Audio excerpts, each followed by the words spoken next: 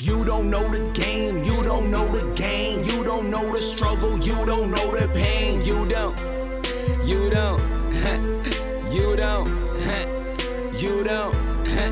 Hello everyone, it's yours truly, King Ace, and I'm here to give you guys a review on One Piece manga chapter 795. This chapter of One Piece, easily chapter of the week, easily chapter of the fucking month. Excuse my language, but wow. I am very impressed by how much plot points this chapter had. Like, there was a lot of plot points and a lot of plot progression. Also, before I start talking about plot and One Piece and the chapter and all that good shit, I want to talk about these translations and why I am very, very happy and grateful that people are actually doing these translations for us. Some translations are very not as good as the others. I don't want to say bad because they're good in a sense when they just come out and people are on top of them. Like, that's good, but some of them are pretty like bad. And I read one around 6 o'clock in the morning and it was bad in a sense. And then I read one now and that's like around 12 o'clock, 11:30 a.m. and it's better. You know what I'm saying? It's better, and I caught some things. So from now on, if I do continue to do these reviews and whatnot, I will not do them right when they get out, because there's a lot of things that I do miss, and I would hate to do a double review next week or do another review when you guys want to hear all my thoughts in that one video. You don't want to have to go to another video and be like, oh, you missed this, you missed that. Like, it's just a waste of time and a waste of space in my opinion. So with that being said, chapter reviews are going to be one of really good translations coming out. So usually in the morning around 9, 10, 11, 12, most likely 11 or 12. So with that being said, One Piece manga chapter 795, I am happy. I'm here to review it with you guys. This chapter was crazy. There was a lot of plot points in this chapter. The first one being Fujitora, the second one being Rebecca, the third one being the other half of the Straw Hats, Sanji, Momo, etc. And then the fifth one, or the fourth one, I think that was fifth or fourth. Fourth probably, whatever, that being of Kaido. You could actually even say that being Kid and freaking Appu and their alliance, and then Kaido, so that's gonna be 5.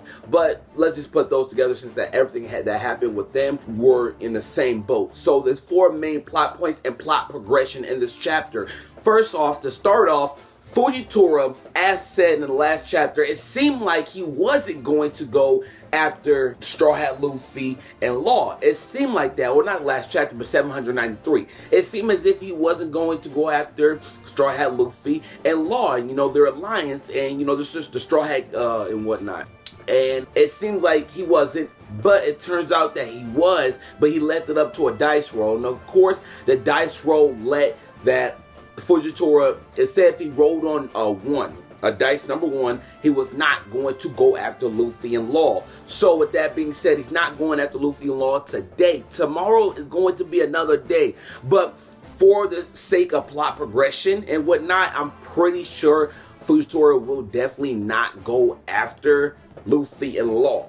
I am pretty sure of that. He will not go after Luffy and Law for the sake of plot progression. Had this been like another, I don't know, 50 chapters, then I could see it. But right now, Luffy just got out of the battle with Doflamingo, his hardest fought battle, yet Fujitora not gonna go after. Like, the only person that can even like attempt to go toe-to-toe with Sabo, and then, you know, after Sabo just left, then Zoro. But Zoro's going to lose. Zoro's not yet Admiral level. He is not yet there, in my opinion. So with that being said, Fujitora decided not to go after Luffy and Law.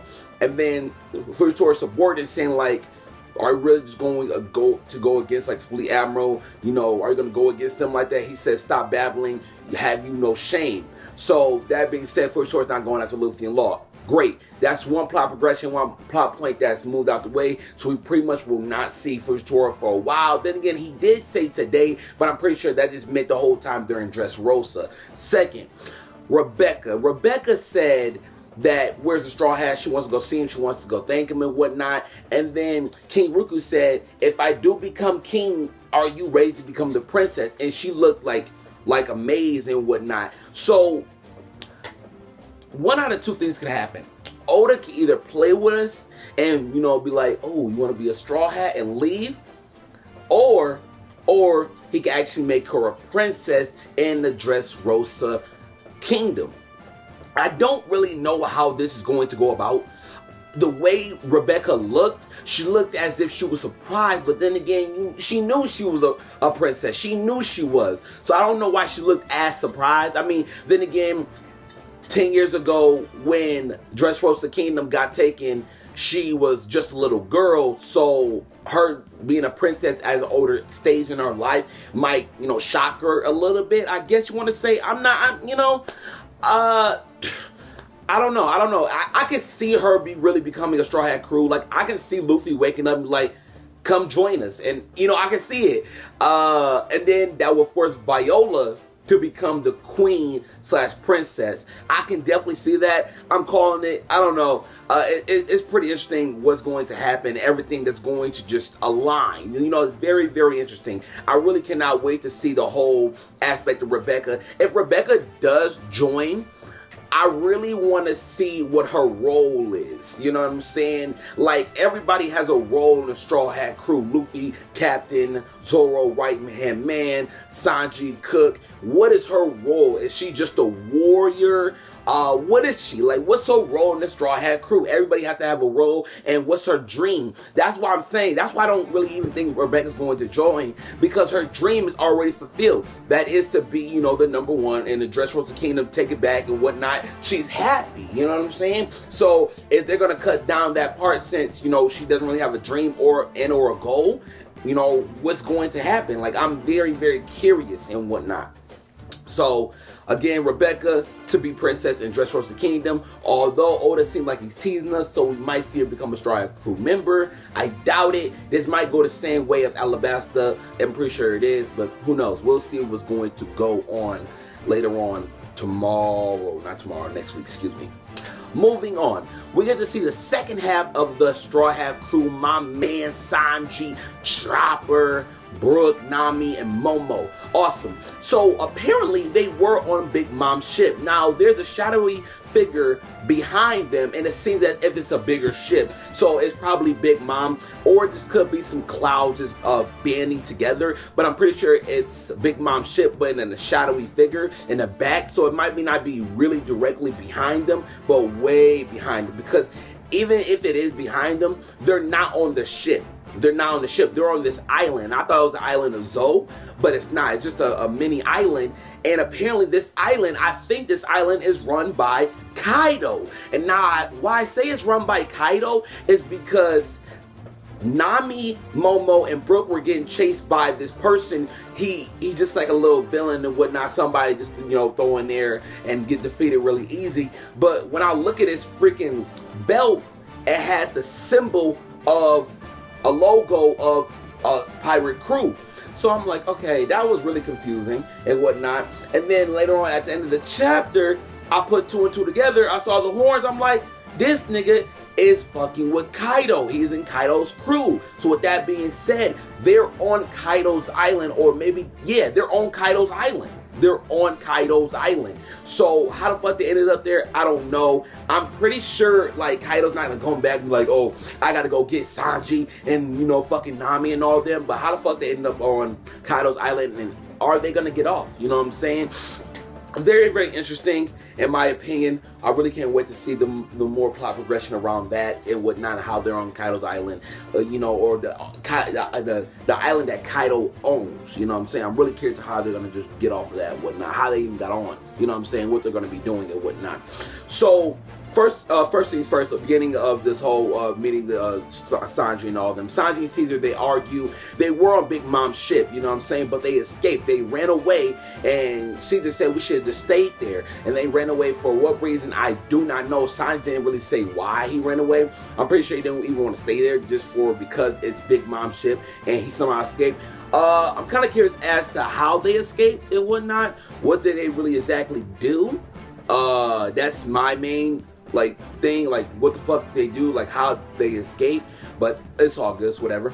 So they're on the island and whatnot. Nami, Brook, and Momo's getting chased by this guy who's in Kaido's pirate crew and whatnot, and then next you know a volcano erupts, but it's full of water. But this water just rushes down, and you know Momo and Brook being Devil Fruit users, Nami has to go swim. She had a really great body to go swim, and she had to go save both Brook and Momo. And then after that, Brook, you know, helps Nami because, you know, obviously Brook is like the 4th, 5th strongest in the Straw Hat crew, next to Sanji and, you know, even Robin, Frankie, and whatnot, maybe even Usopp, you know what I'm saying? I can't even gauge their power level anymore because now Usopp has Haki and Robin has a really OPS power. I can't even gauge their power level yet. I don't even fucking know. Who knows? You know what I'm saying? Sanji knocks him out, and then, you know, next you know, this girl comes. She said, oh shit, you know, our leader has been, you know, destroyed and whatnot. You gotta tell them, like, we gotta tell the master that the samurai's not here and whatnot. So obviously they're looking for Kinemon. Obviously Kinemon did something on this island. Okay, so another thing, what the fuck does Kinemon have to do with Kaido? You know what I'm saying? What did Kaido do and whatnot to Kinemon? What Kinemon did to Kaido? I need to know. This is really interesting. Like, I'm curious, you know, and whatnot. So they're all ended up on this island, and this is the second half of the Straw Hat crew. They have Caesar with them, and they're on this island. They're just moving around. Next thing you know, this girl that's with the Kaido pirate crew, she says something about like, where's the girl, and whatnot, and they're like, what the fuck is you talking about? And then next you know, we see a girl peeking out. And this is the second time already. I didn't catch it the first time, so glad I didn't review with you guys. The second time I caught it, and I'm like, okay. So obviously this girl obviously is going to be somewhat of a plot progression or a plot standpoint for the Straw Hats to stay there and help them, because she was just hiding with one eye like, who is this? It could be that one girl from the Big Mom's crew, or Big Mom, excuse me. It could be her. I don't know. A lot of things could come into play revolving around this girl and why they wanted her. You know what I'm saying? Very interesting. Moving on, we get to see Kid, Hawkins, Apoo, their alliance and whatnot, and we even get to see Rogue in the Sky Island. Now this whole third, fourth part of this chapter, the final part,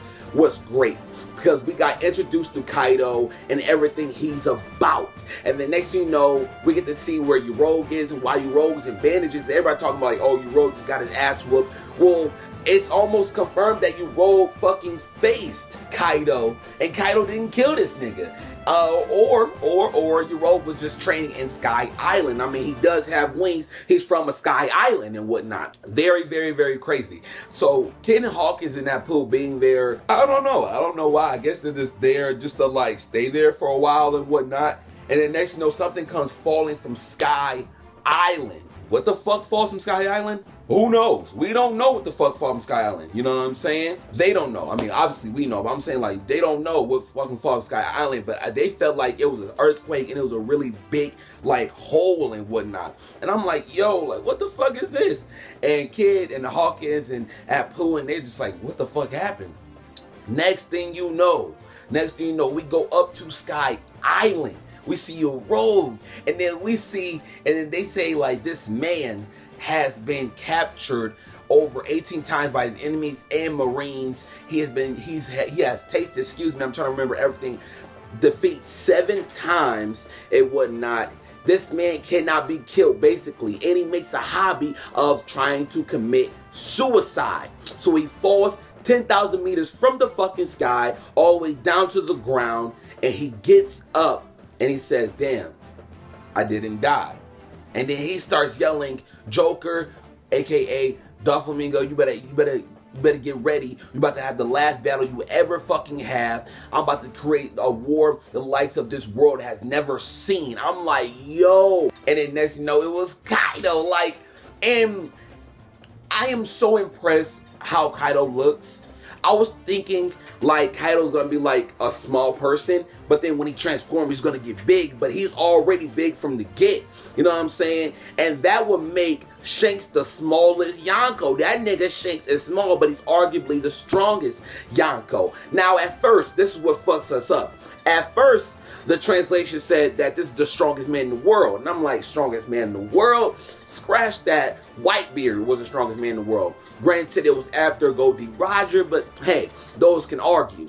Next, you know, I read the second translation, and it said the strongest creature in the world. And for that translation to say that, it was more appropriate. It was more appropriate to say the strongest creature in the world, 100 Beast Kaido. 100 Beast Kaido. So with that being said, a lot of things are going to happen revolving around Kaido. Like, for example, who the fuck can stop Kaido? He makes a hobby of, he wants to kill himself. He wants to kill himself, okay? He makes a hobby and he cannot fucking die. They even said they tried to stab him with spears, broke off, tried to fucking cut him. Somehow the blades cuts off. Like, they can't not kill this man, Kaido. But somehow Whitebeard actually managed to hurt him, and something happened with Whitebeard and Kaido because he said, like, that damn Whitebeard. So what really happened with Shanks and Kaido? Did they actually fight? Like, to even see that coming, like, they couldn't have fought. Like, that nigga is big, that nigga strong. Like, you could tell, like, you know what I'm saying, that fight wasn't gonna last no couple hours. You know what I'm saying? They did something, they fought. You know what I'm saying? That's my opinion, though. I think they fought. So with that being said, Kid, Hawkins, Apoo, and maybe even Yoroi, he might come down and help. They're fucked. They're fucked in any which way. Now, Kaido seems like the type of nigga not even to fight Kid, Hawkins, and Apoo. He honestly seems like the type of nigga just to walk away and be like, fuck it, you know what I'm saying? Because he didn't really pick a fight with Yoroi. He didn't pick a fight with Yoroi. He just, let Yoroi talk. Yoroi said amen, and he failed, you know what I'm saying? He could have been like, oh, this is Yonko, perfect opportunity. Like, Kaido didn't fight Yoroi, you know what I'm saying? So he might have a change of heart, or just actually have a kind heart and actually walk away from Kid Hawkins and Apoo. Now let's Kid Hawkins and Apoo actually try to take down Kaido, even though their main goal is Shanks. You know what I'm saying?